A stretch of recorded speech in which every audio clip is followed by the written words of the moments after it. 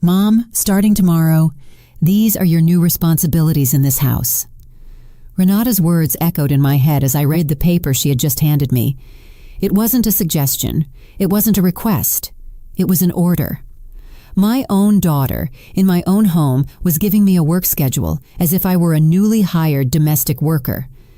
If you don't agree, she continued, her voice cold, a tone she'd perfected over the past few months, you can pack your things and leave. This house needs someone who actually helps, not someone who just takes up space. My hands trembled as I read the list. 6 a.m., wake up and prepare breakfasts. 7, get the kids dressed and take them to school. 8, return and start the general house cleaning. 9, wash and hang the laundry. 10, prepare lunch. The list continued hour by hour until 11 at night, when according to this document, I should be ironing clothes for the next day. And obviously, Gustavo added from the couch, without even looking up from his phone, all this includes paying for the house expenses. That's what your pension is for. No. I stood there, in the middle of my own living room, the same living room where I had welcomed Renata when she was born 34 years ago, where I had celebrated her birthdays, where I had comforted her when she cried over her first heartbreaks. Now that same child looked at me with a coldness that chilled me to the bone. You don't have much time to decide, Mom, she said, painting her nails a bright pink. Gustavo has already spoken with a lawyer. Since we've been living here for over 2 years and maintaining the house, we have rights. So you can be our employee and stay, or you can leave, and we'll stay anyway. The threat was clear. In my own house, with the deed in my name, my daughter was blackmailing me. Either I became her personal servant, paying all expenses and working tirelessly, or I'd be kicked out so they could take everything. Think it over, Renata continued, blowing on her freshly painted nails. At your age, where else are you going to find a place to live on a $600 pension? At least here you have a roof and food, and you can see your grandkids every day, unless, of course, you prefer to live alone in some miserable little room. Gustavo let out a cruel laugh. Besides, honey, let's be realistic. What else are you going to do with your life? At least this way you'll feel useful. It's better than watching TV all day like old ladies your age do. My grandchildren were on the floor, playing with their tablets, completely oblivious to the conversation that was shattering my world. 8-year-old Ethan looked up at me for a moment and asked, Grandma, are you going to make snacks? I'm hungry. It was the cruelest normality. To them, I was already the housekeeper, the person who fixes things, cleans, cooks, serves, not the grandma who loved them, not the woman who had worked 40 years to buy this house. I was just the free servant who was always available. Look, Mom. Renata stood up and walked towards me, placing a condescending hand on my shoulder. It's not that we don't love you. We love you very much. That's why we're giving you the opportunity to stay. But things have to change. This house needs order, and someone has to be responsible for keeping everything running. And why does that someone have to be me? I managed to whisper, finding my voice for the first time in this nightmarish conversation. Because you're the one who doesn't work, Gustavo replied without looking up. We work, we study, we have real responsibilities. You just collect your pension and don't do anything productive. I felt as if I had been slapped. 40 years working as a secretary in a government office. 40 years getting up at 5 in the morning, taking 2 buses to get to work, saving every penny to buy this house. 40 years raising Renata alone after her father abandoned us when she was just 3 years old. Don't do anything productive? I repeated, feeling the words choke me. All these years maintaining this house, paying the bills, buying your food, taking care of your children while you go out, washing your clothes, cleaning up your messes. That's not work, Mom, Renata interrupted me with that condescending smile I had learned to hate. That's what anyone living in a house does. The difference is that now it's going to be organized with fixed schedules, so everything runs smoother. I looked around my living room. The furniture I had bought with so much sacrifice was ruined. The leather sofa, which had taken me 2 years to pay off, had food stains and tears from when the kids jumped on it without anyone correcting them. The wooden coffee table, which had been my pride, was covered in marks from glasses and hot plates that no one bothered to put on coasters. On the walls, my family photos had been replaced by movie posters Gustavo liked. My book collection had been relegated to a box in the garage to make space for the video games and electronic gadgets they constantly bought with the money I gave them.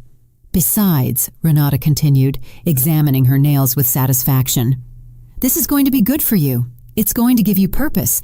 Lately, you've seemed very depressed, very bored. Having clear responsibilities will help you feel better about yourself. The manipulation was so evident, it physically hurt. She was selling me my own slavery as if it were a favor they were doing me, as if becoming their free servant was a form of therapy for my emotional well-being. And you have to work on weekends too, Gustavo added, finally looking up from his phone. Saturdays are for deep house cleaning and Sundays are for preparing the week's meals. It's not that we're being cruel to you, honey. It's just that we need things to run like a real home. Like a real home? I repeated, feeling anger begin to replace the shock. This isn't a real home. This is the house I bought, that I maintained, where I welcomed you when you had nowhere to live. Yes, but now we're a family, Renata replied with that twisted logic that left me speechless. And in a family, everyone has their role. Ours is to work and earn income. Yours is to keep the house running. It's fair. Valerie, my 6-year-old granddaughter, approached and tugged at my skirt. Grandma, can I have cookies? The ones on top of the fridge. I looked at her and saw in her eyes the same expectation I had seen in her mother's eyes when she was her age.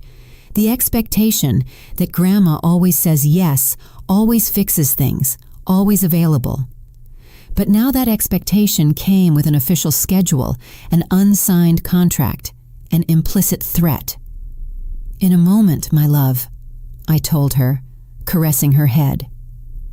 No, Renata interrupted sharply. Valerie, your grandma is going to follow a new schedule.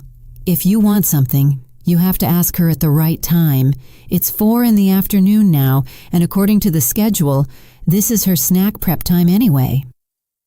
I walked to the kitchen with trembling legs, feeling as if each step led me deeper into an abyss from which I didn't know if I could escape. The schedule remained in my hand, crumpled by the pressure of my fingers.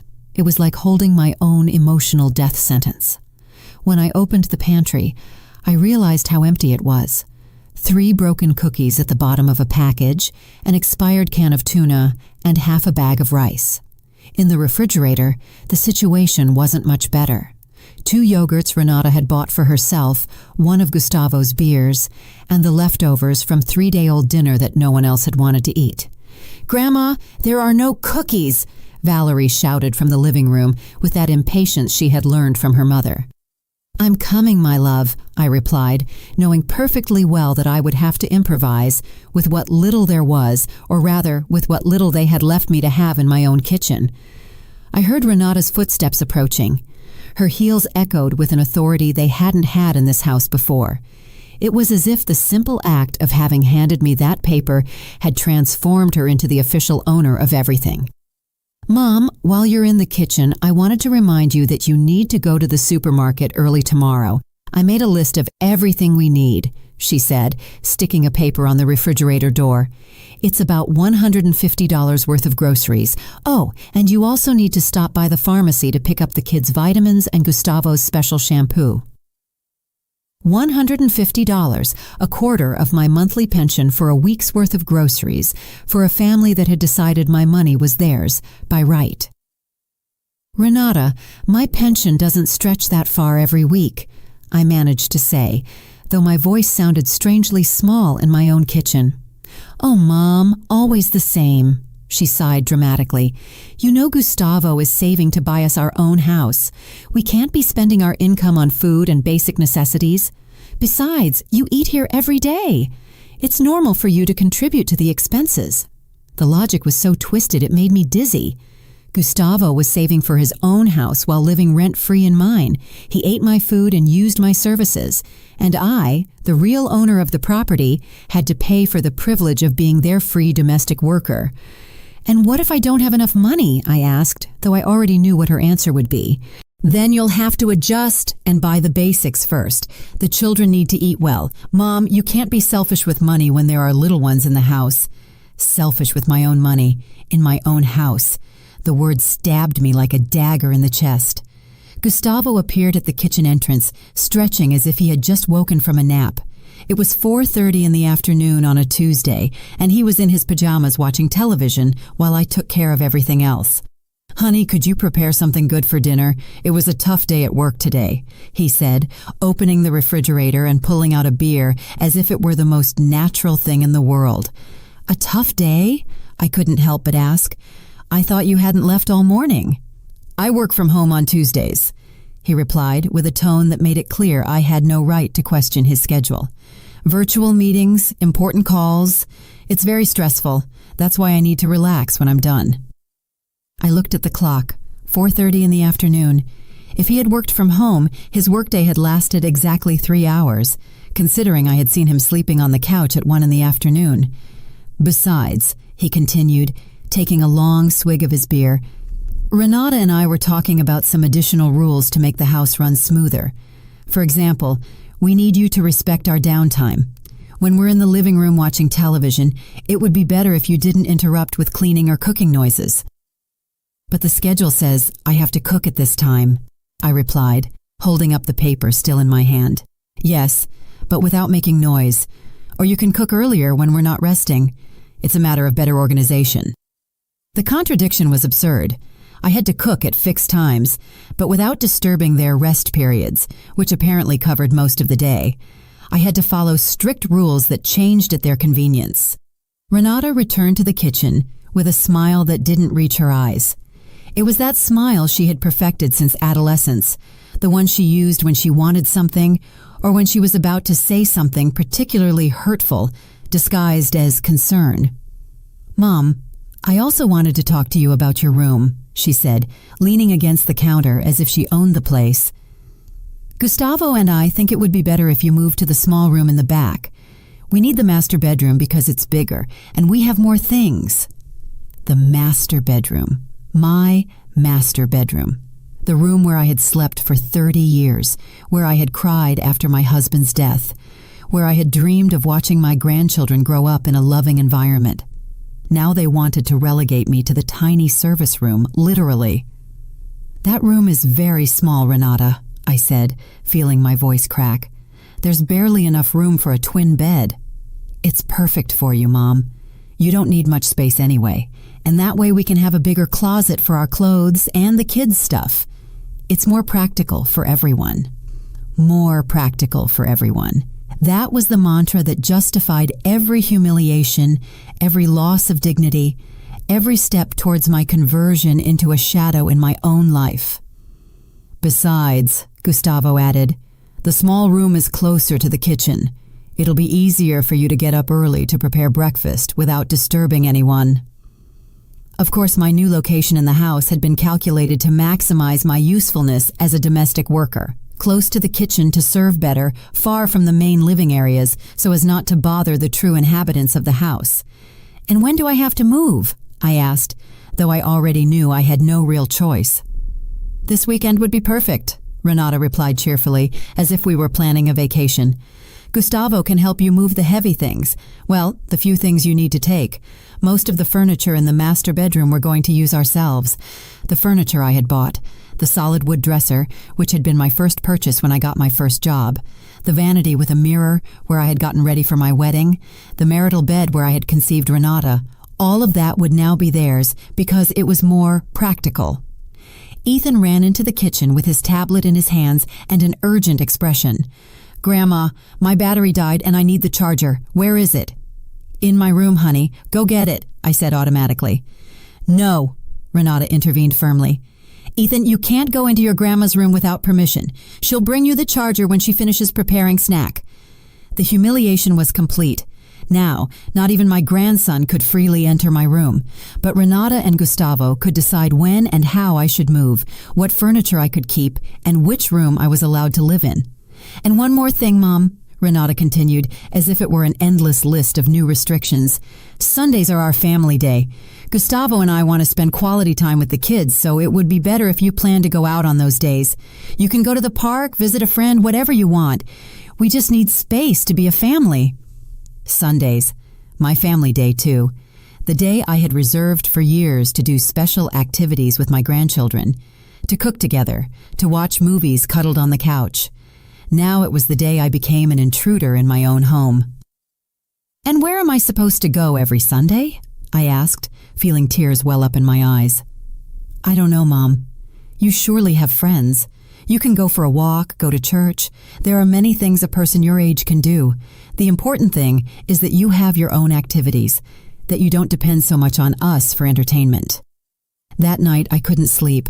I lay in bed, staring at the ceiling that would soon no longer be mine, thinking about how I had reached this point. At what moment had I stopped being the mother and become the servant? When had I lost the right to have an opinion in my own home? I remembered when Renata arrived with Gustavo and the children. 2 years ago, they had lost their apartment because Gustavo had lost his previous job. They arrived with tears in their eyes, hugging me and promising it would only be for a few months while they recovered financially. "You're our salvation, Mom," Renata had told me that first night. "I don't know what we'd do without you. You're the best mother in the world." The first few weeks had been almost pleasant. It was wonderful to have the house full of life again, to hear the children's laughter running through the hallways that had been silent since my husband died. Renata helped me with the cooking. Gustavo helped with some minor repairs, and the little ones filled my heart with their spontaneous hugs. But gradually, so slowly that I didn't realize it until it was too late, things began to change. First, it was Renata asking me to watch the children while she went job hunting. Then it was Gustavo expecting me to prepare dinner because he was too tired from his job interviews. Afterward, it became natural for me to pay for groceries because, after all, we all eat here. Every favor I did became an expectation. Every gesture of love transformed into an obligation. Every time I said, "no problem" to a request, I was signing my own emotional servitude. At 3 a.m, I heard noises in the kitchen. I quietly got up and walked down the hallway, finding Gustavo serving himself cereal directly from the box, leaving crumbs all over the countertop that I had cleaned before going to bed. "Gustavo, is everything okay?" I whispered, so as not to wake the children. He looked at me startled, as if he had been caught doing something wrong. "Yes, I was just hungry. It's nothing. But tomorrow there will be cereal in the bowl for the children," I said, seeing that the box was almost empty. "Oh, honey, don't be dramatic. It's just cereal. You can buy more tomorrow," he replied, leaving the empty box on the countertop and heading back to his room. My room. I stood there in the dark, cleaning up the crumbs he had left, realizing that this was my life now, cleaning up their messes in silence at 3 a.m. while he slept in my bed without the slightest concern for the consequences of his actions. On Friday morning, as I prepared breakfast according to my new official schedule, Renata came downstairs with an energy I hadn't seen in months. She was wearing a red dress I didn't recognize and shoes that cost more than my week's worth of groceries. "Mom, I need you to watch the kids all weekend," she announced, as she poured coffee into my favorite mug, the one with little painted flowers that my husband had given me on our 5th anniversary. "Gustavo and I are going on a couples retreat at the downtown hotel. We need to reconnect after all this stress." "A couples retreat?" I repeated, unable to hide my surprise. "And with what money?" "Oh, Mom, always thinking about money," she replied with that artificial laugh she had perfected. "Gustavo got a bonus at work. We deserve a break after everything we've been through." A bonus. Gustavo, who worked 3 hours a day from home, had received a bonus. But somehow that money wasn't enough to buy cereal or contribute to household expenses. It was only enough for luxury hotels and romantic retreats. "And the kids will be okay with me all weekend?" I asked, though I already knew my opinion didn't matter. "Of course they will. You're their grandma. It's natural for you to take care of them. Besides, according to your new schedule, weekends are designated for activities with them," she said, checking her phone as she spoke. It was true. In my servitude schedule, weekends were marked as intensive childcare and deep house cleaning time. Apparently, my rest didn't exist in their concept of family organization. "Renata, we need to talk," I said, feeling something break inside me. "This can't go on." She looked up from her phone with an expression of genuine surprise, as if she couldn't understand why I was protesting against my obviously reasonable fate. "Talk about what, Mom? Your negative attitude lately? Because yes, I've noticed you're very grumpy. Maybe you should see a doctor at your age. It's normal to have hormonal changes that affect your mood." Hormonal changes. My indignation at the abuse was a medical problem I needed to solve. My resistance to humiliation was a symptom of my advanced age that required professional treatment. "I'm not sick, Renata. I'm tired of being treated like an employee in my own home," I said, surprising myself with my own clarity. "Employee," she repeated, putting on an offended expression that would have won an Oscar. "Mom, how can you say that? Your family. What happens is that in a family, each person has responsibilities. Ours are to work and generate income. Yours is to keep the house running. It's that simple." "And why do my responsibilities include paying all the expenses and working 24 hours a day?" I asked, feeling my voice tremble but grow stronger. "Mom, no one asked you to work 24 hours. The schedule we gave you is very reasonable. You have free time between activities. You can rest, watch television, do whatever you want in your free time." I looked at the schedule taped to the refrigerator. The free time it mentioned were 30-minute intervals between tasks, enough to go to the bathroom or get a glass of water, but not enough to truly rest. "And the money? Why do I have to pay for everything if you have income?" I insisted. "Because we are saving for our future, Mom. We can't be spending our money on current expenses when we have long-term goals. You've already lived your life. You've had your opportunity to save and plan. Now it's our turn." The logic was devastating in its cruelty. According to their reasoning, I had already had my chance to live, and now my role was to finance and facilitate their opportunities. My pension, earned with 40 years of work, was less important than their long-term goals. Gustavo appeared in the kitchen, already dressed to leave, with a smile that I found increasingly repulsive. He approached Renata and kissed her on the cheek, a gesture of possession and complicity that completely excluded me. "All set for the weekend?" he asked her, completely ignoring me, though I was standing less than 3 feet away. "Yes, my love. I've explained everything to Mom. She'll take care of the kids and the house," Renata replied, as if I were just another object she had arranged for their absence. "Perfect, honey. Just one more thing," Gustavo said, finally addressing me. "On Monday, my mother is coming to visit us for a few days. She'll need the guest room, so it would be good if you have it spotless. She also likes breakfast very early, around 6 in the morning. I hope it's not a problem." His mother. Another person I would have to attend to, feed, and serve in my own home. Another mouth to feed with my money.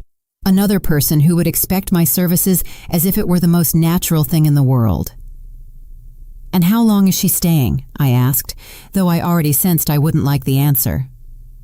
"We don't know exactly. It depends on how she feels. Lately, she's been very lonely since my father died, so we thought being with family would do her good," he replied, as if my house were a free hotel for people in need of company. "Gustavo, your mother and I don't get along very well," I said, remembering the few times I had met her and her dismissive attitude towards me. "Oh, honey, those are past problems. You have to learn to forgive and forget. Besides, she's an elderly lady. She needs care and attention. I'm sure that when you get to know her better, you'll get along very well." Care and attention that, of course, I would provide without remuneration or recognition, while Renata and Gustavo enjoyed their romantic retreat. I would be serving breakfast at 6 in the morning to a woman who considered me inferior. "And Mom," Renata added, putting on the earrings that completed her outfit, "when your mother-in-law arrives, it would be good if you give her the master bedroom. We can sleep in the children's room for a few days. She needs to be comfortable." The master bedroom, which they had already taken from me, now they were going to give it to Gustavo's mother. I, in my own house, would occupy the smallest room while a complete stranger slept in my bed, used my furniture, and expected my services. The weekend became a nightmare that surpassed all my darkest expectations. Renata and Gustavo left on Friday at 2 p.m. after leaving me an additional list of instructions for childcare that included specific times for meals, educational activities, limited screen time, and strict sleep routines. "It's important that you maintain discipline, Mom," Renata had told me before getting into the taxi I had paid for to the downtown hotel. "Children need structure. If you spoil them this weekend, it will be very difficult for them to respect us again afterwards." Ethan and Valerie looked at me with expectation, waiting for me to fulfill the role of entertainer, cook, teacher, and babysitter, all at the same time. It wasn't their fault, of course. They were children adapting to a system where Grandma was the person who solved everything, while their parents enjoyed freedoms I had forgotten existed. On Saturday morning, as I prepared pancakes for breakfast according to the specific nutritional instructions Renata had left, Ethan spilled orange juice on the living room rug. It was a normal accident, the kind of thing that happens when there are children at home. But when I started cleaning, I realized there weren't enough cleaning products. "Grandma, Mom says that when something gets stained, you have to clean it immediately or it gets ruined forever," Valerie informed me, with the seriousness of a professional supervisor. She was right. Renata had been very specific about keeping the house spotless during their absence. So, at 9 a.m. on Saturday, I found myself walking to the supermarket with the two children, spending $30 of my pension on cleaning products for a disaster that could have been solved with soap and water. At the supermarket, Ethan asked for the special cereal his father ate, the one that cost $8 a box. Valerie wanted the organic cookies her mother bought her, the ones in the $10 package.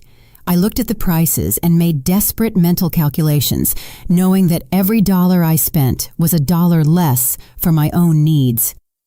"Why are you taking so long to decide, Grandma?" Ethan asked impatiently while I compared prices of laundry detergent. "I'm just seeing which one is better, my love," I lied, not wanting to explain to an 8-year-old that his grandma had to choose between buying food for him or medicine for herself. When we got home, there was a message from Renata on my phone. "Mom, I hope you bought fresh vegetables for the week. When we get back on Sunday, we need the house to be perfect and the kitchen full.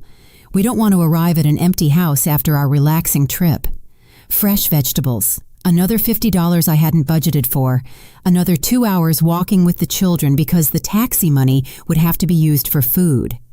Another afternoon of my weekend dedicated to serving the needs of people who were enjoying a luxury hotel with the money they had saved thanks to my free services." On Sunday afternoon, as I cleaned the house from top to bottom for Renata and Gustavo's triumphant arrival, I received a call that would change everything. It was Lucy, my neighbor of 15 years, the only person who truly knew my situation, although I had never openly spoken about it. "Honey, are you okay? You've seemed very strange lately," she said with that warm voice that reminded me what it was like to have a conversation without timers or to-do lists. "Yes, I'm fine," I lied automatically as I folded Gustavo's clothes that I had washed and ironed over the weekend. "No, you're not okay. I see you leaving very early every morning, as if you're rushing somewhere, and I see you coming home with supermarket bags almost every day. What's going on in your house?" she insisted with that gentle persistence that characterized true friends. For a moment, I was tempted to hang up. It was easier to keep pretending that everything was normal, that it was natural for a 66-year-old woman to live like a housekeeper in her own home. But something in Lucy's voice broke me. "Lucy, can you come over for a moment? I need to talk to someone," I said, surprising myself with my own honesty. "I'm on my way," she replied without asking questions. When Lucy arrived, the children were watching television in the living room, completely absorbed in their shows. We sat in the kitchen, surrounded by the perfect order I had created for their parents' arrival, and for the first time in months, I told someone the truth about my life. I showed her the schedule. I explained about the money. I told her about the threat of being kicked out of my own house if I didn't agree to be their free employee. I told her about the small room, about the family exclusion Sundays. about Gustavo's mother who would come to be served by me in my own bed. Lucy listened in silence with an expression that went from surprise to horror, and finally to the purest indignation I had seen in a long time. "Honey, this is abuse," she said finally with a clarity that hit me like a slap of reality. "This is not normal. This is not what a family who loves you does. But they say it's fair that in a family everyone has their role." I began to repeat the words I had heard so many times. "No," she interrupted with a firmness that surprised me. "In a functional family, roles are discussed and mutually agreed upon. No one imposes an unpaid work schedule on anyone. No one threatens to kick anyone out of their own home. That's not love, honey, that's exploitation." The word hung in the air between us. Exploitation. It wasn't family dysfunction. It wasn't a generational misunderstanding. It wasn't my inability to adapt to modern times. It was pure and simple exploitation. "But what can I do?" I asked, feeling the tears finally find their way after months of being held back. "They're right about one thing. At my age, with my pension, where else am I going to go? Who else is going to want me?" "Honey, look at me," Lucy said, taking my hands in hers. "You are 66 years old, not 96. You own your own home, have a stable pension, and as far as I know, you have all your mental faculties perfectly clear. You don't need anyone to support you. They are the ones who need you." It was such a simple and revolutionary perspective that it left me speechless. For so long, I had assumed that I was the lucky one to have a place to live, that I had forgotten that the place was mine. I had assumed that I was the beneficiary of their generosity, when in reality, they were the beneficiaries of mine. "Besides," Lucy continued, "do you really think this is going to get better over time? Do you think one day they're going to wake up and decide to treat you with respect? Honey, this is going to get worse. Every limit you allow them to cross will become the new minimum standard for how they treat you." She was right. The schedule hadn't appeared overnight. It had been the result of 2 years of gradual erosion of my dignity, of small concessions that had become expectations, of favors that had transformed into obligations. "What would you do in my place?" I asked her, though I already knew the real question was whether I would have the courage to do what I knew was right. "I'd kick them out of my house tomorrow," she replied without hesitation. "And if you don't have the courage to do that yet, at least start setting boundaries, charging for your services, demanding respect in your own home, reminding them who really owns all of this." We heard the sound of a car arriving. Renata and Gustavo had returned from their romantic retreat, tanned and relaxed, ready to resume the routine where I was their personal employee and they were my benevolent bosses. "Honey," Lucy told me before she left, "if you need to talk, if you need help, if you need someone to remind you that you deserve to be treated with dignity, call me day or night. And think about this. If a domestic worker worked the hours you work and paid for the privilege of working, how long do you think they would last in that job?" The question haunted me as Renata and Gustavo entered the house, critically checking if I had met all their expectations during their absence. It haunted me as they complained that there was no milk in the refrigerator and that I hadn't bought enough new towels for Gustavo's mother's visit. That night, lying in my bed, which would soon no longer be mine, I began to ask myself for the first time in a long time, what would happen if I simply said no? Monday morning arrived like a perfect storm of humiliations. At 5:30 in the morning, the doorbell woke me with its shrill sound. It was Marissa, Gustavo's mother, standing at my door with 2 enormous suitcases and the expression of someone expecting to be received like a queen. "Finally," she said without even greeting me, pushing her suitcases inside the house. "The taxi took forever. I hope Gustavo explained my special breakfast needs to you. I have a very delicate stomach and can't eat just anything." It was 5:45 in the morning. I hadn't even had time to brush my teeth or comb my hair, but there I was, receiving instructions about the special gastronomic needs of a woman who had invited herself to my house indefinitely. "Good morning, Marissa," I managed to say, though my voice sounded hoarse from interrupted sleep. Gustavo told me you were coming, but— Yes, it's good that everything is settled, she interrupted me, looking around my house with a critical eye. Although I see that this place needs some adjustments. Where is my room? I'm very tired from the trip. My room, the master bedroom that had already been taken from me and that would now be hers during her indefinite stay. I led her down the hallway carrying one of her suitcases that weighed as if it had rocks inside, while she commented on every aspect of my decor that she disliked. This rug is very worn, she said, pointing to the Persian rug that had been my pride for years. And these curtains are too dark. At my age, I need a lot of natural light. You'll have to change them tomorrow. Change the curtains with my money, of course, to make my own room more comfortable for an uninvited guest who had no departure date. When we reached the master bedroom, Marissa inspected everything like a general reviewing troops. She opened and closed drawers. She evaluated the mattress by sitting on it with different levels of force and finally declared, "This will do, although I need you to wash all the sheets with hypoallergenic detergent. I can't sleep in beds that aren't spotless." Hypoallergenic detergent. Another unplanned purchase. Another expense that would come out of my already stretched pension. At 6 o'clock sharp, as Gustavo had promised, Marissa appeared in the kitchen expecting her special breakfast.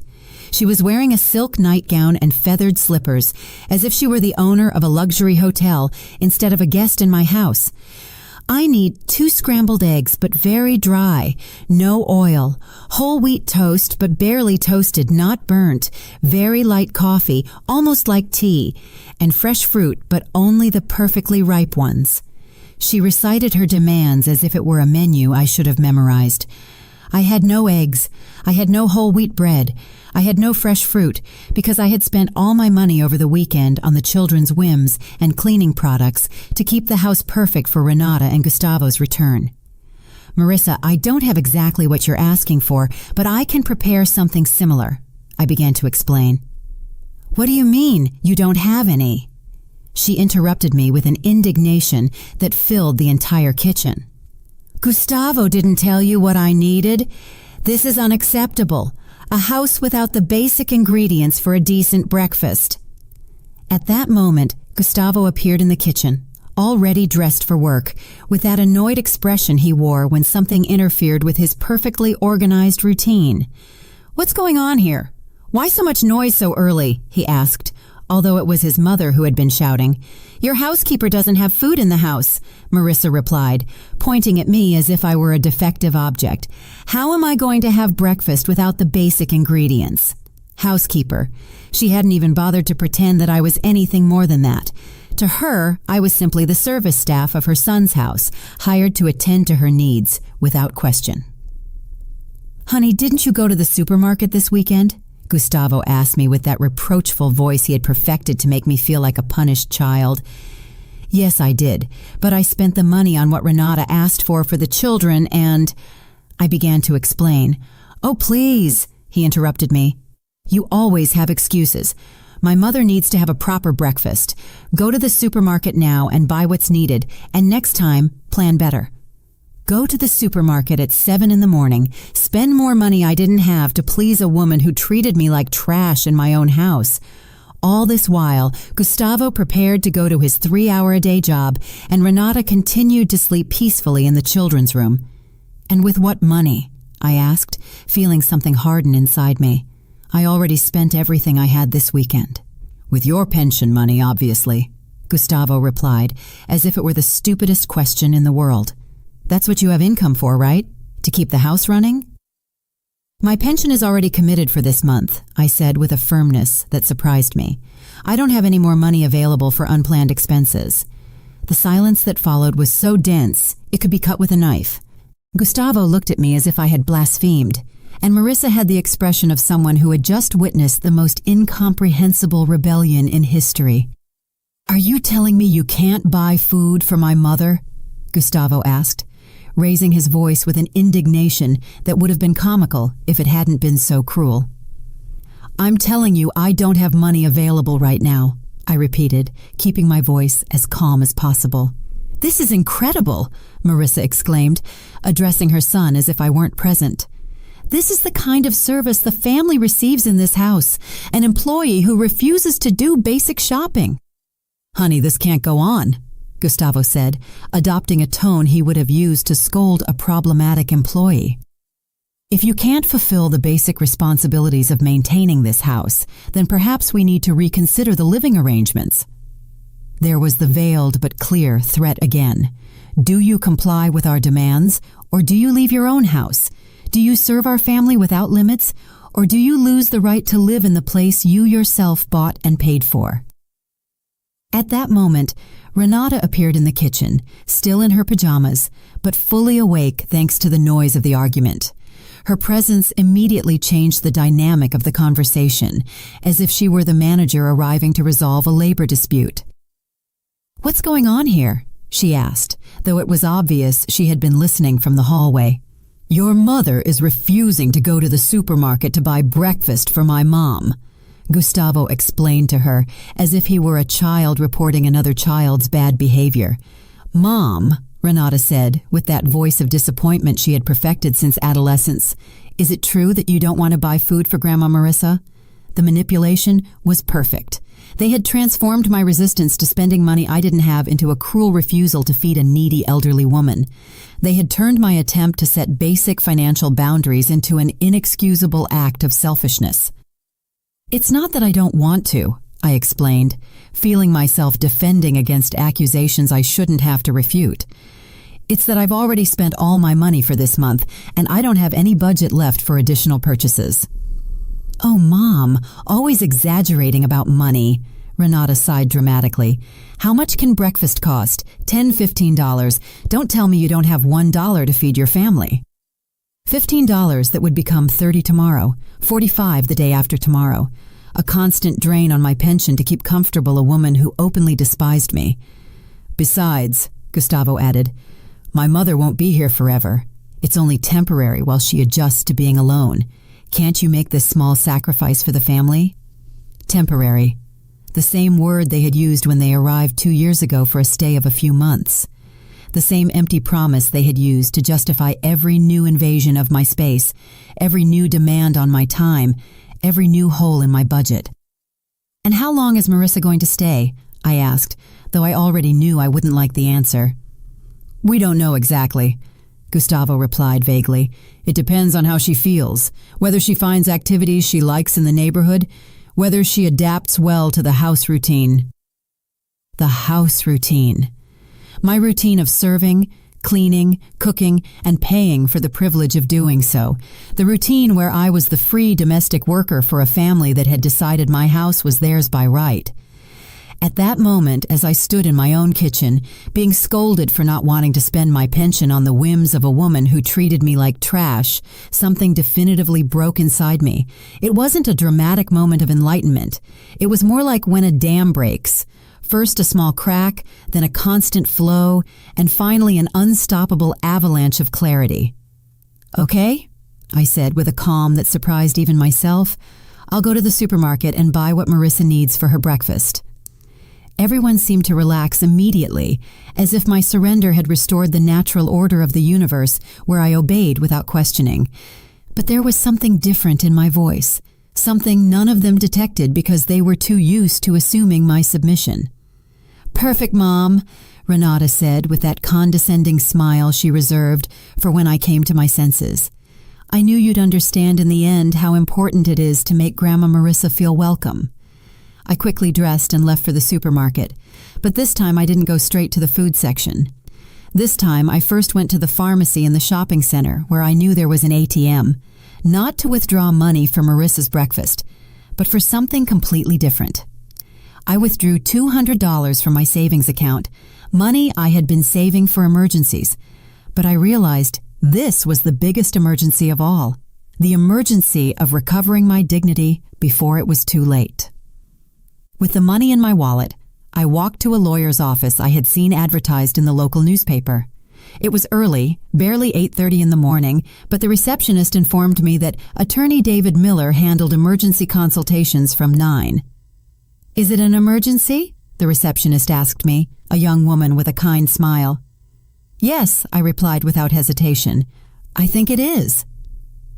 David Miller turned out to be a man in his 50s with a neatly trimmed beard and eyes that conveyed the kind of experience that comes from having seen all kinds of complicated family situations. Tell me what's going on, Mrs. Everett, he began, consulting the card where I had written my name. Mrs. Everett, I said, and for the first time in a long time, I pronounced my name with something akin to pride. Attorney, I need to know what my rights are in my own home. I explained the entire situation, the work schedule, the threats to evict me from my property, the financial exploitation, Marissa's arrival without my consent. I spoke for 20 minutes without stopping, as if I were a dam that had finally broken. David listened without interrupting, taking occasional notes and nodding with expressions that ranged from surprise to indignation. When I finished, he leaned back in his chair and looked at me with a mixture of compassion and professional determination. Mrs. Everett, what you are describing constitutes economic and emotional abuse, he said with a clarity that hit me like a lightning bolt. Your daughter and son-in-law are committing what is legally known as elder exploitation. But they have rights for having lived in the house for 2 years? I asked, remembering Gustavo's threats about consulting a lawyer. In some cases, after a certain period, occupants can claim tenancy rights, he explained. But those rights never include the right to exploit the owner or to impose unpaid work conditions on them, and they definitely do not include the right to bring additional guests without the owner's consent. I felt as if a huge weight had been lifted from my shoulders. For the first time in months, someone was confirming that my perception of reality was correct, that I wasn't being dramatic or ungrateful. What can I do? I asked, though for the first time in a long time, the question came with hope instead of desperation. Several things, he replied, consulting his notes. First, you can notify them in writing that you are terminating any informal housing agreement you had. Second, you can establish clear limits on the use of your property and your financial resources. Third, you can request that unauthorized guests vacate the property immediately. And what if they refuse? I asked, thinking about my family's reactions when they received those notifications. Then, we have several legal options, including eviction orders and reports of elder abuse. But my experience tells me that when families realize that the elderly person is legally advised and knows their rights, they usually reconsider their behavior very quickly. David explained that he could draft a legal letter that same day, setting new terms for anyone who wanted to continue living in my house. Terms that included paying market rate rent, contributing equally to household expenses, and absolute respect for my authority as the owner. How much does this type of consultation cost? I asked, fearing it would be more money than I could afford. For elder abuse cases, we have special rates, he said with a reassuring smile. $100 for the initial consultation and $200 for drafting the necessary legal notifications. If the case becomes complicated and we need to go to court, we can discuss a payment plan. $300. What I spent in 2 weeks maintaining my family, what Renata and Gustavo had spent in a single night of their romantic retreat.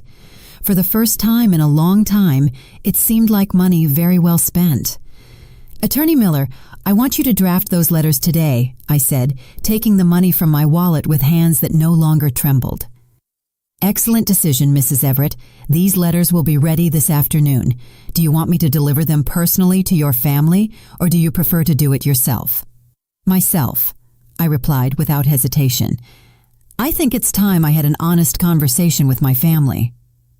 When I left the lawyer's office, I felt like a completely different person. It wasn't that I had suddenly regained all my confidence, but for the first time in months, I had a plan. I had professional support. I had legal rights that no one could take away with threats or emotional manipulation. But before returning home, I had one more stop to make. I went to the bank and spoke with the manager about changing the access codes to my accounts and setting strict limits on who could make transactions on my behalf. Have you had problems with unauthorized access to your accounts? The manager asked me, an efficient woman who seemed to immediately understand the situation. Let's just say I want to make sure only I can handle my money from now on, I replied. Very sensible, she told me while processing the changes. Do you also want to review who has authorization to use your credit cards? Excellent question. Renata had been using my credit card for months for emergencies that were never reimbursed. It was time for those emergencies to become other people's responsibility. I want to cancel all additional authorizations, I said firmly. Only I will have access to my accounts and cards. When I finally returned home, it was almost 11 in the morning. 4 hours had passed since I had supposedly left to buy Marissa's breakfast, and I was returning empty-handed, but with something much more valuable, an action plan and the legal support needed to execute it. Gustavo had already gone to work, but Renata and Marissa were in the living room, clearly annoyed by my delay. The children were at school, which meant we would have privacy for the conversation I was about to have. Finally, Marissa exclaimed upon seeing me enter. Where have you been? It's almost 11 and I haven't had anything to eat. And where's the food? Renata asked, noticing I wasn't carrying any grocery bags. We need to talk, I said, keeping my voice calm but firm. All three of us, right now. Something in my tone must have alerted them, because both fell silent, looking at me with a mixture of surprise and caution they hadn't shown in a long time. Sit down, I said, pointing to the sofa. This conversation is going to change a lot of things in this house. I've been at a lawyer's office, I began, watching their expressions go from irritation to alarm in a matter of seconds. And I've learned some very interesting things about my rights as the owner of this house. The silence that followed was deafening. Renata looked at me with that expression she wore when she was a child and was caught doing something she knew was wrong. Marissa, for her part, seemed genuinely confused, as if she couldn't understand why a housekeeper would be consulting lawyers. Mom, what are you doing? Renata asked, with a voice that tried to sound concerned but couldn't hide the panic. Why did you go to see a lawyer without telling us anything? Because I wanted to understand exactly what my legal situation is in my own home, I replied, keeping my voice serene. And it turns out it's very different from what you've led me to believe. I took out the documents David had prepared in record time, 3 letters with official letterhead addressed respectively to Renata, Gustavo, and Marissa. The weight of the paper in my hands felt like the weight of my own dignity being restored. These are legal notifications, I continued, placing the documents on the coffee table. You can read them now, or you can wait for me to formally deliver them to you this afternoon, but the content is the same. Renata immediately stood up and took her letter, reading it with a speed that revealed her desperation to understand how serious the situation was.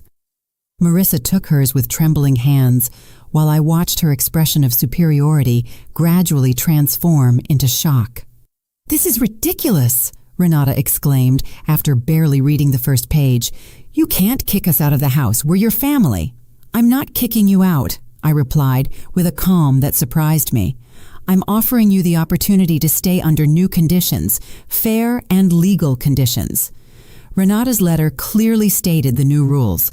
If she wanted to continue living in my house, she would have to pay $800 a month in rent, contribute half of all household expenses, and respect my authority as the owner and my right to privacy in my own room.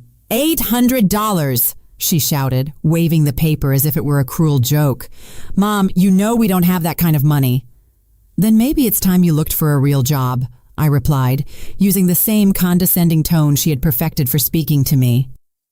Or maybe it's time you found a place you can afford with your own income. Marissa had finished reading her letter and was looking at me as if I had completely lost my mind. Her notification was simpler.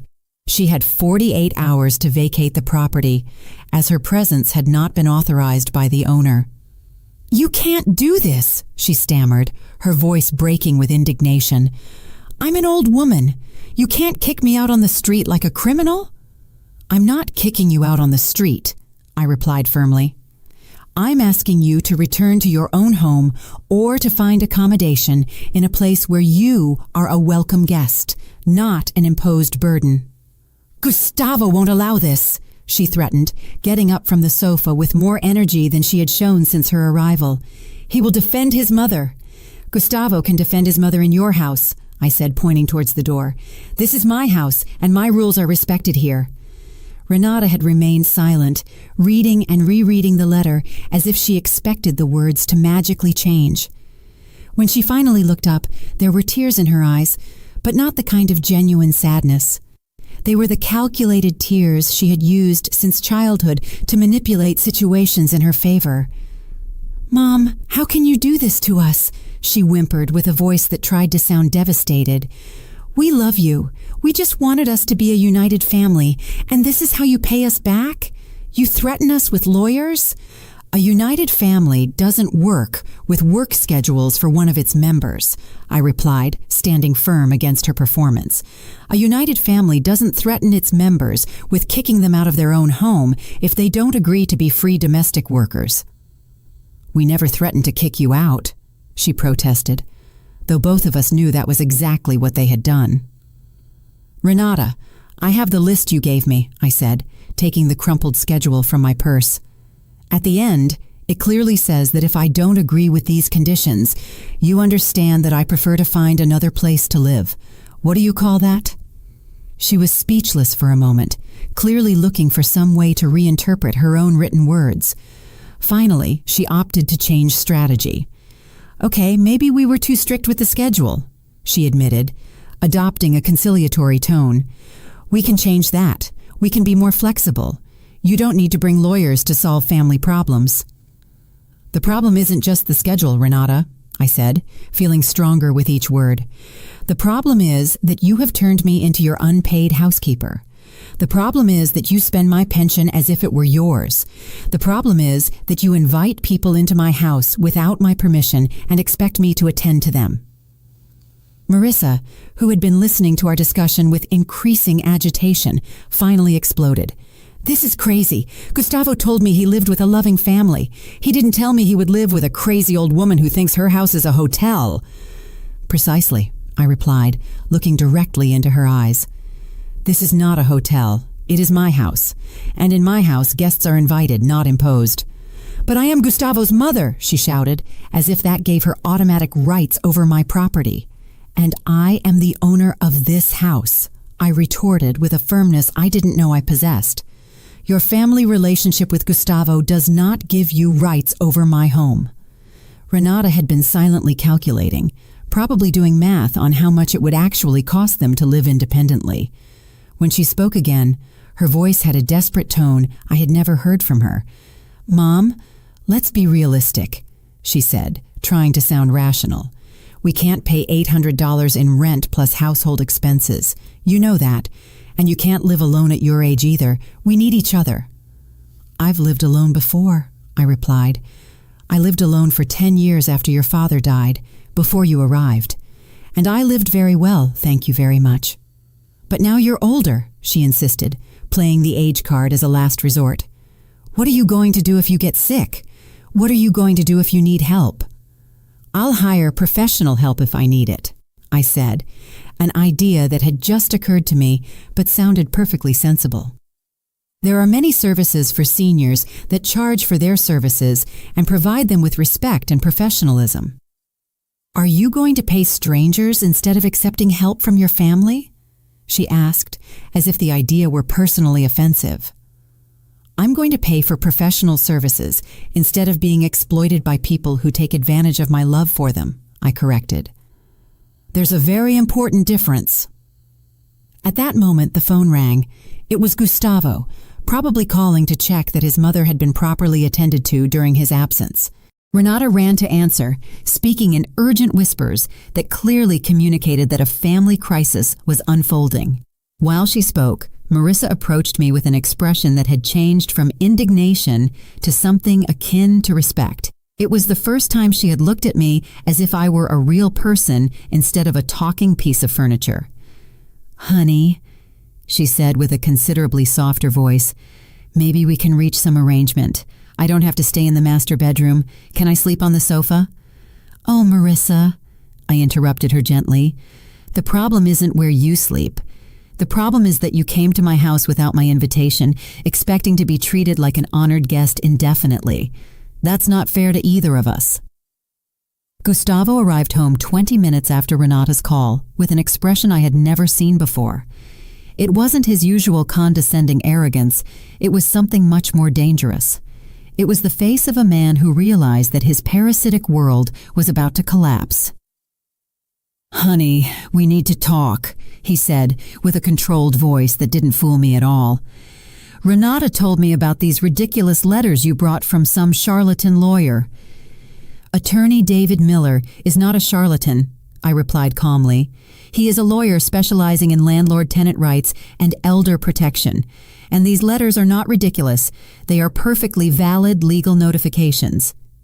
"This is a betrayal!" he exploded, dropping all pretense of diplomacy. "After everything we've done for you, after keeping you company so you wouldn't be alone, after turning this empty house into a home full of life." The distortion of reality was so extreme that it almost made me laugh.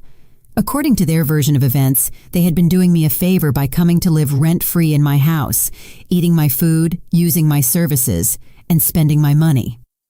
"Gustavo, you are 42 years old," I said, with a patience that was hard to maintain. "If you want to live in a house full of life, you can buy your own house and fill it with all the life you want, but not at my expense." "We've been saving to buy our house," he shouted, as if that justified 2 years of exploitation. "But it's impossible to save when there are so many expenses. You don't understand how expensive it is to raise 2 children." "You're right," I admitted, surprising him with my agreement. "I don't understand how expensive it is to raise 2 children, because when I raised Renata, I paid all her expenses with my own money. I didn't look for an older person to support me." Marissa, who had been observing the discussion from the sofa, decided to intervene with her version of maternal support. "Honey, I understand you're confused, but Gustavo is a good father and a good son. He doesn't deserve to be treated this way by a woman your age who is clearly losing her mind." "Losing my mind?" I repeated, feeling fury ignite in my chest. "For defending your rights in your own home, for threatening your family with lawyers instead of solving problems like civilized adults," Marissa replied, with that moral superiority she had perfected over the years. "Civilized adults don't impose work schedules on family members," I countered. "Civilized adults don't threaten to evict the owner of their own house." Gustavo had been pacing back and forth in the living room, clearly calculating his options.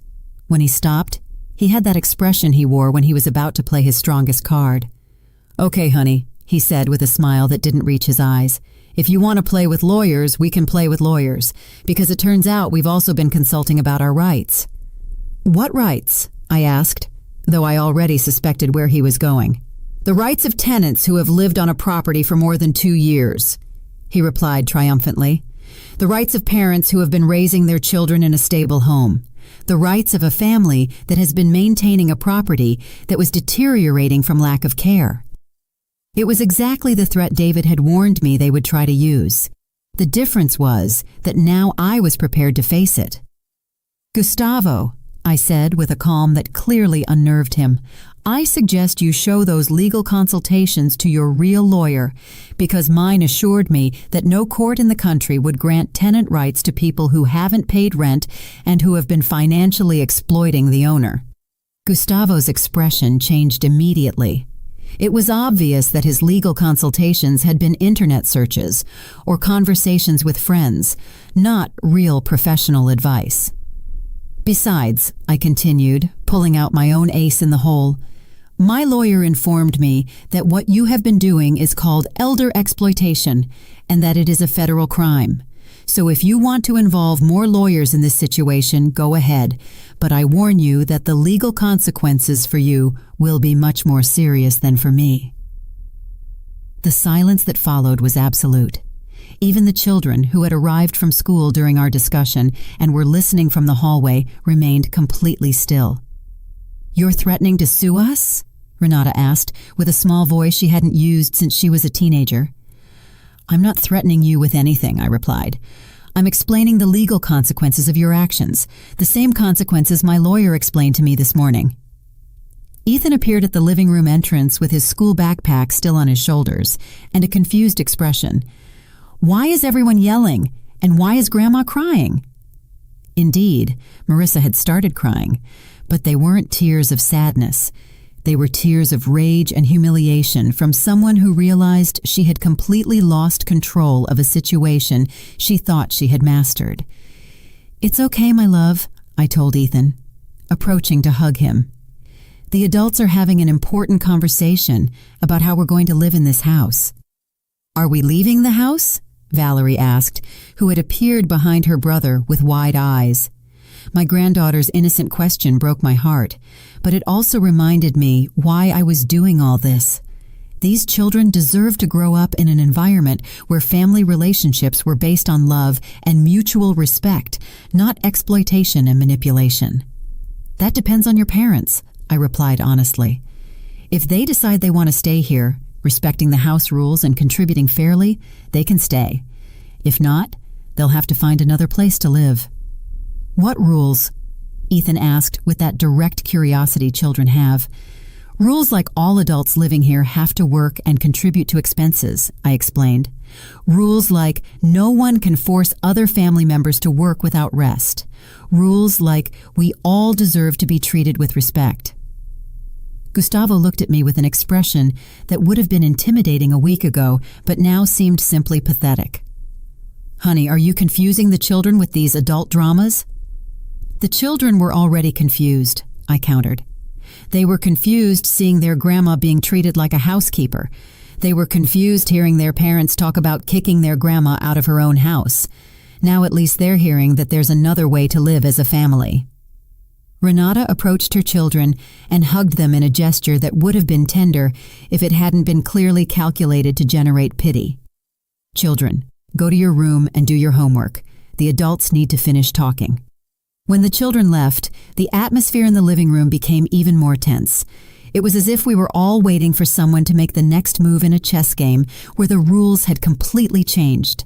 "Okay," Gustavo finally said, adopting a negotiating tone. "Let's say you're serious about all this. Let's say you really want us to pay rent and contribute to expenses. How much time do you give us to get organized?" "The letters specify 30 days, I replied, consulting the documents. 30 days to decide if you accept the new conditions and start complying with them, or 30 days to find another place to live." "And my mother?" he asked, pointing to Marissa, who was still sobbing on the sofa. "Your mother has 48 hours, I said firmly. "She has no housing agreement with me, authorized or unauthorized. Her presence here was an imposition, not an invitation." "You can't kick an old woman out with only 2 days' notice," Gustavo protested. "I can, and I will," I replied, surprising myself with my own determination. "Your mother has her own home. If she doesn't want to live alone, she can find an appropriate place for people her age, or she can stay with relatives who have actually invited her." 3 months later, I woke up in my own bed, in my own room, at 7 in the morning because I wanted to, not because a schedule demanded it. The silence of the house didn't bother me. In fact, it was the most beautiful sound I had heard in years, the sound of peace. Marissa had left on the second day, exactly as the legal notice had specified. She left amidst dramatic tears and threats of never speaking to me again, as if that were a loss and not a blessing. Gustavo had to borrow money from his siblings to pay for a hotel while she decided what to do with her life. In the end, she chose to move into a senior living apartment where, I later heard, she constantly complained that the staff wasn't as efficient as I had been. Renata and Gustavo had tried all sorts of tactics during those first 30 days. First came total denial. They insisted that everything was a misunderstanding, that they could resolve things as a family without lawyers involved. When that didn't work, they tried emotional guilt. They constantly reminded me that I was missing the opportunity to see my grandchildren grow up, as if seeing them grow up required me to be their unpaid 24-hour babysitter. Then came anger. Gustavo yelled for 2 hours one night, calling me selfish, cruel, a bad mother, and an even worse grandma. Renata cried, begged me, hugged me, and even brought the children to ask me to change my mind. But for the first time in years, I stood firm. David had prepared me for each of these tactics, and I had calm, legal answers for all their overflowing emotions. The children are going to suffer because of you," Renata had told me during one of her last attempts at manipulation. "The children are going to learn that healthy family relationships are based on mutual respect, not exploitation," I had replied using the exact words David had suggested. The final phase had been the most revealing. During the last week before they left, both Renata and Gustavo had started treating me with an exaggerated courtesy that was almost more insulting than their previous abuses. Suddenly, I was Mrs. Everett, and please and thank you very much for everything. It was as if they had suddenly remembered that good manners existed, but only when they needed them for something. "Mom, we hope you understand that we always loved you," Renata had told me the morning they left. "It's just that sometimes families have misunderstandings." Misunderstandings. 2 years of systematic exploitation reduced to a simple misunderstanding, as if it had been a confusion about who should take out the trash and not a deliberate campaign to turn me into their free housekeeper. But they were gone. They moved into a 2-bedroom apartment on the other side of town, a place that cost exactly $800 a month in rent, plus expenses. Apparently, when it came to paying an unfamiliar landlord, they did have the money. Only when it came to paying me, their family, was their money not enough. The first few days after their departure had been strange. The house felt enormously empty after 2 years of being filled with constant noise, urgent demands, and the perpetual stress of serving other people. But gradually that feeling of emptiness had transformed into something completely different: freedom. I could have breakfast when I wanted. I could watch the television shows I liked. I could decide what to cook based on my own cravings, not on the nutritional demands of 4 different people. I could spend my pension on my own needs and even treat myself to small luxuries I had forgotten existed. The first time I bought fresh flowers for my dining room table, I started crying right there in the supermarket. They were $15 that would have previously gone to special cereals or hypoallergenic shampoo for uninvited guests. Now they were $15 I could spend on something that made me happy for the simple pleasure of making myself happy. Lucy had been a blessing throughout the entire process. Not only had she helped me maintain my resolve during the most difficult moments, but she had become a true friend. Now we had lunch together twice a week, went to the farmer's market on Saturday mornings, and had started taking painting classes at the community center. "Don't you miss the noise of the children?" she had asked me one afternoon while we painted watercolor landscapes. "I miss my grandchildren," I had replied honestly, "but I don't miss being their unpaid babysitter. There's a very big difference." And it was true. Ethan and Valerie visited me every other Saturday, an arrangement we had established after many tense negotiations. At first, Renata had tried to use the visits as a form of pressure, suggesting that if I didn't give in on some aspect of the separation agreement, the visits could become more complicated to coordinate. David had advised me to keep all communications about visits in writing, and through him, until Renata realized she couldn't use her own children as emotional blackmail weapons. Eventually, we had reached a civilized agreement. The children came every other Saturday from 10 in the morning to 6 in the evening, and I took them to do fun activities I could afford, now that I wasn't subsidizing the lifestyle of 4 adults. The difference in my relationship with Ethan and Valerie was remarkable. When I wasn't responsible for them 24 hours a day, when I didn't have to worry about their meal times, their discipline, and their constant entertainment, I could simply be their grandma. I could spoil them a little, laugh with them, listen to their school stories without being distracted thinking about what household chore I had to do next. "Grandma, why don't you live with us anymore?" Valerie had asked me during one of her first visits. "Because adults need their own spaces to be happy," I had explained. "Your mom and dad need their own home where they can make their own decisions, and I need my own home where I can make mine." "But you still love us?" she had insisted with that genuine concern that broke my heart. "I love you more than anything in the world," I had assured her, hugging her tightly. "And precisely because I love you so much, I want you to learn that people who love each other treat each other with respect and affection. They don't take advantage of each other."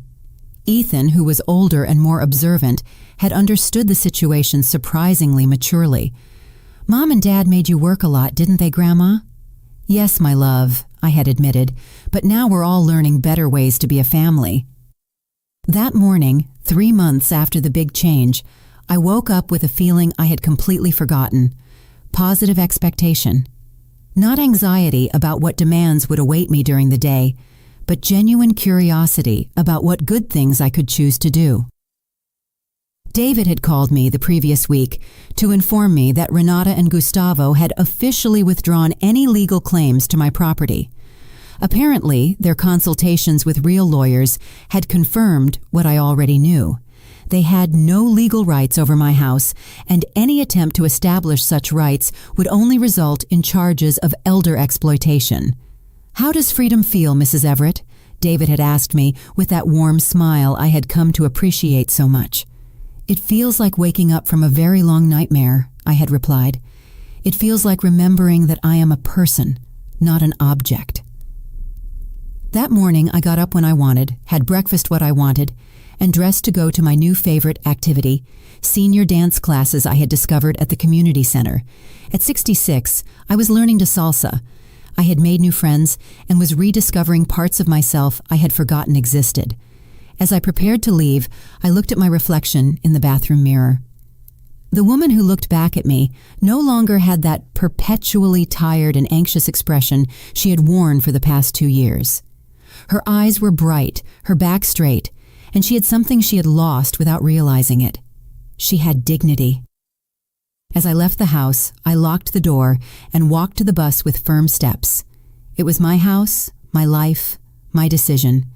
And for the first time in a very long time, those words didn't scare me. They filled me with pride because I had learned the most important lesson of my life. It's never too late to reclaim your self-respect, and once you reclaim it, no one can take it away from you again, no matter how much you love them or how much they love you. True love, I had discovered, never requires you to sacrifice your dignity, and true family never asks you to become less than you are so they can be more. If you enjoyed my story, you can support me by sending a super thanks so I can write more stories like this. Thanks a lot in advance. What about you? What would you do in this person's shoes? I'd really love to hear your thoughts, so drop them in the comments. I'm always curious to know what you think. Oh, and let me know where you've heard this story. If you want to hear more life stories like this, like the video and subscribe to my channel. There are many more waiting for you. Big hugs, and see you next time.